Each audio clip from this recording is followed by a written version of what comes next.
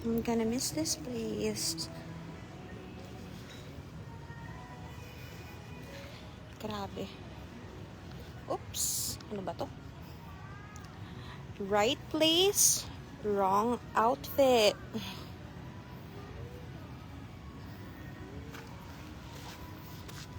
Parang Infinity Castle. Parang Infinity Castle na nakikita ko dito sa part na to. But I just want to appreciate the buildings. Grabe. Parang ano, BGC, Makati, ganun ang ano niya. Pero dito river naman to. Yan yung river. Tapos ito yung parang ginawa nilang beach. May mga ano dito. Dolomite. Basta parang sand na ano, pang white. Sand na white. White sand. Oh my gosh. Ang ganda ng view.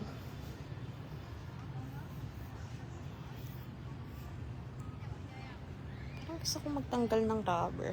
Tapos umupo. Kaso paalis na rin ako eh. Sulit. The place, 10 out of 10. Food, 10 out of 10. People, 7 out of 10.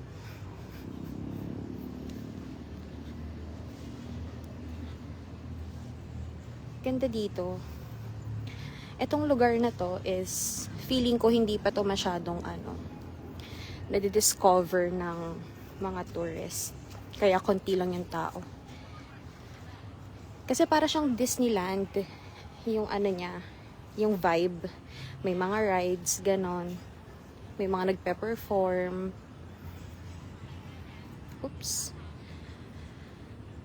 Ang kinaibahan lang nito is, hindi pa ganon kadami yung rides niya. Pero dun sa dulo dun, nandun yung ano niya, parang water park.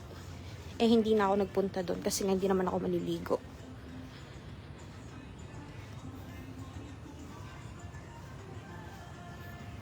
Pero ang ganda dito. 100% sure I'll come back. Cheap lang ng mga pagkain dito. Parang isang meal mo, 200 pesos. Meron ka ng main dish, meron ka ng drinks, may dessert ka pa.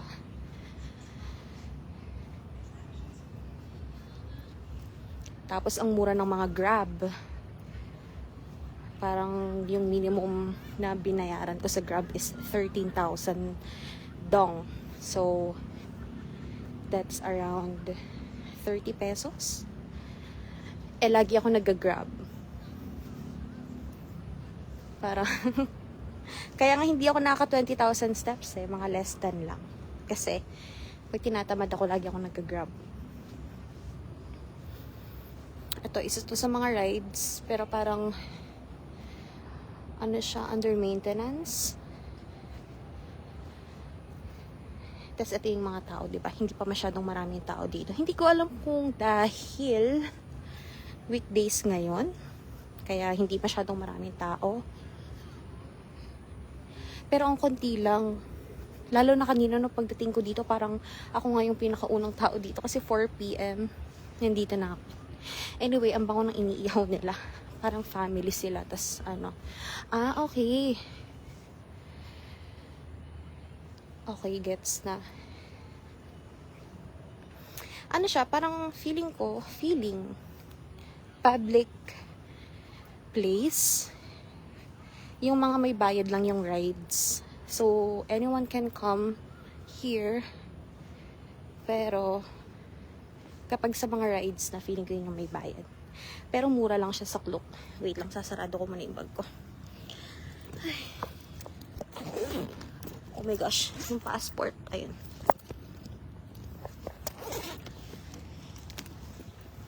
Ayan. Ganda oh.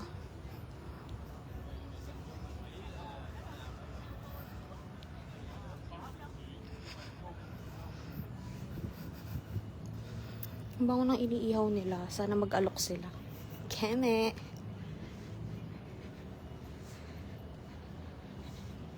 Kailang ikot na ako dito. Pero hindi ako nagsasawa. 3 rides yung nasakyan ko. Yung pinaka-last na ride na nasakyan ko is crazy. Hindi ko na uulitin. Lagi kong pinagdadasal kay Lord na ingatan ako at protektahan ako. Pero yung mga sinasakyan ko nakakamatay.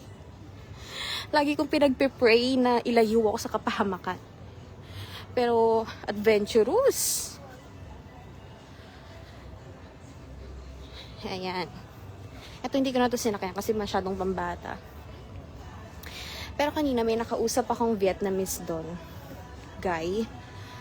Siya yung nagbebenta ng ice cream. Masarap yung ice cream na binebenta niya. And mura lang. 40,000 dong.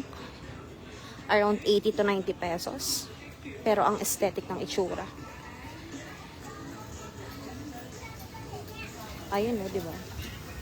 Pwede kayong magbaon, tapos mag-ihaw-ihaw kayo. Kasi merong ihawan.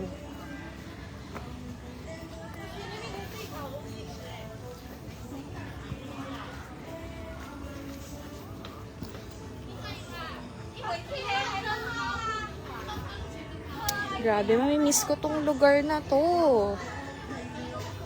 Babalikan ko talaga yung Vietnam, promise. Kahit ako lang ulit mag-isa. But next time, I'll make sure na at least 7 days. Kasi bitin yung 5 days sa akin. Though marami naman ako napuntahan sa 5 days. Pero feeling ko mas marami pa ako mapupuntahan kung 7 days. Tsaka ang saya ng na to. Ng trip na to. Kahit solo travel lang siya. Na-enjoy ko naman siya kasi ang dami kong napuntahan, dami kong nakain, dami kong na-experience.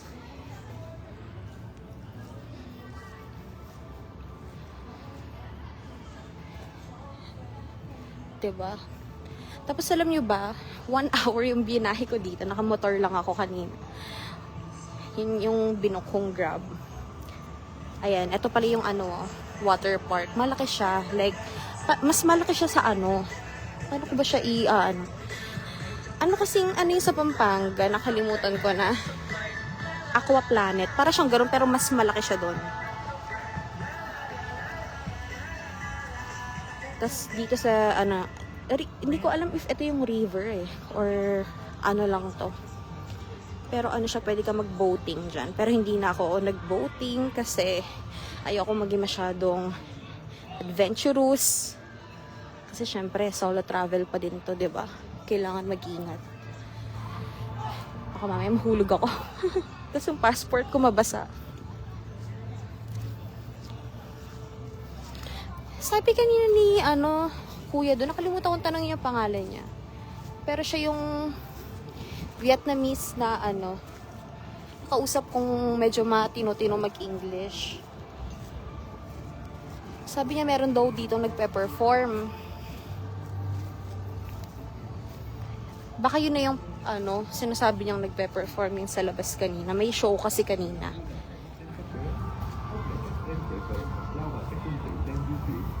Nakakalungkot naman.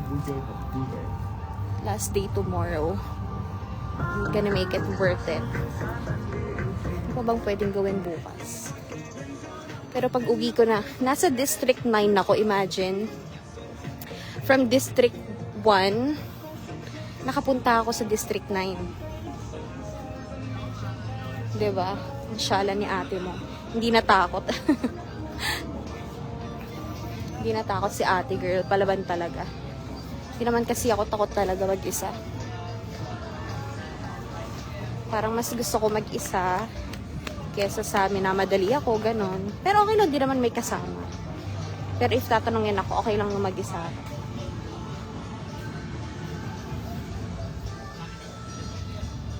Ito yung exit. Ito yung ayan.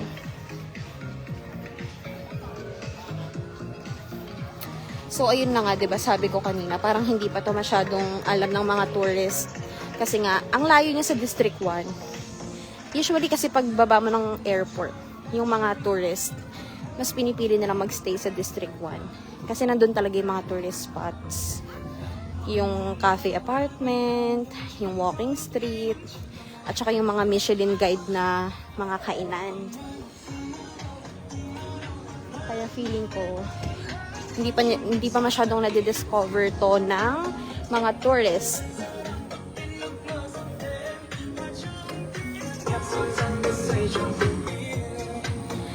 Saya lang ng vibe dito. Very peaceful lang.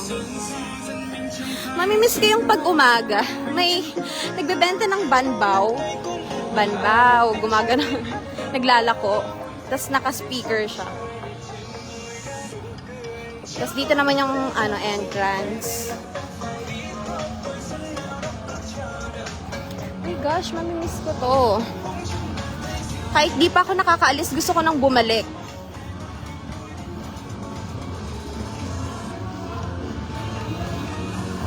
Isang ikot pa, tapos magbubuk na ako ng Grab. Ito yung para sa mga bata. Yung lugar dito sa District 9,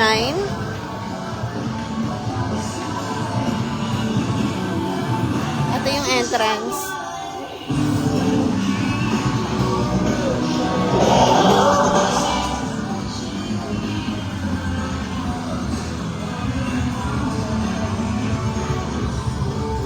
Yung lugar dito sa District 9, hindi ko ina-expect na ganito. Kasi akala ko, hindi kasi ako masyadong nag-search, by the way. Kaya hindi ako masyadong maalam sa mga district nila. Wait lang, ingay naman.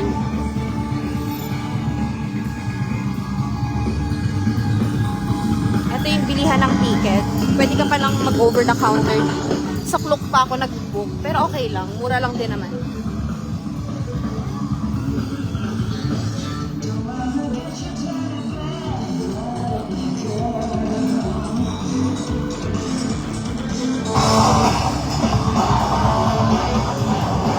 Isang ikot na lang, tapos aalis na ako.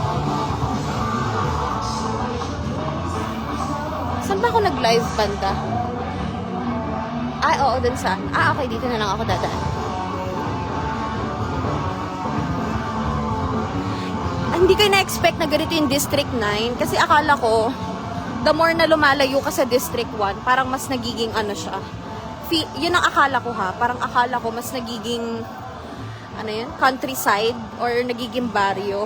Parang ganun yung understanding ko. Pero hindi pala.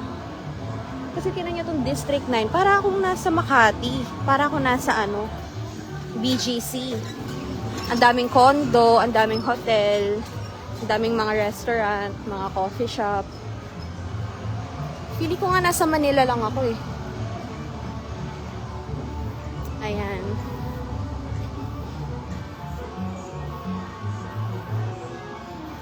Close pa yung ibang mga dito.